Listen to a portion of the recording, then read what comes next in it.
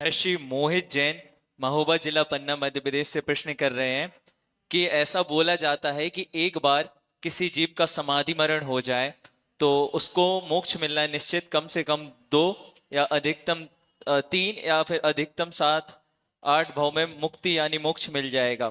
तो मेरा सवाल ये है कि यह नियम केवल मुनिराजों की समाधि पर लागू है, किसी ग्रस्त की यदि समाधि होती है तो उसको भी कुछ ही भावों में मोक्ष मिल जाएगा? बहुत श्रेष्ठ। समाधि कहा गया है यहाँ पर 2 या 3 भाव में मोक्ष अथवा 7-8 भाव में मोक्ष।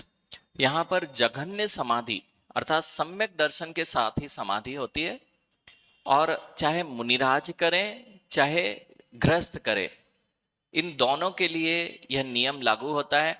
यदि सम्यक दर्शन के प्राप्त करके जीव ने समता पूर्वक अपने प्राणों का त्याग किया है और जैसी प्रक्रिया समाधि के संलेखना की कही गई, अपने कषायों को कम करता हुआ सरलता को प्राप्त होता हुआ यदि जीव ने मरण किया है, तो उत्कृष्ट यदि भाव हो रहे उसके, तो वह 2 या 3 भाव में मुक्ति को प्राप्त कर लेगा। और जघन्य रूप से भी अगर बहुत उत्कृष्ट भाव नहीं बने तो 7-8 भाव के अंदर वह मुक्ति को प्राप्त करता है।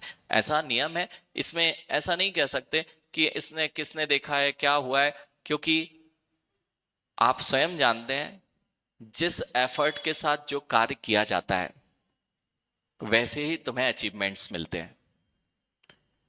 जितना एफर्ट तुम्हारा कार्य के लिए होगा वैसा ही अचीवमेंट्स तुम्हारे हाथ में होगा। सेम बात यहां पर है।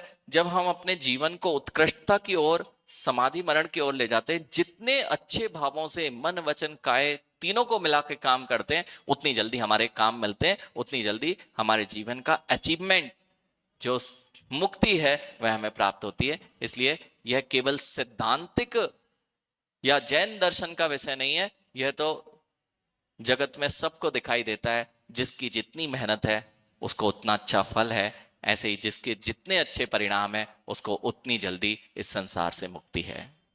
और किसी के भी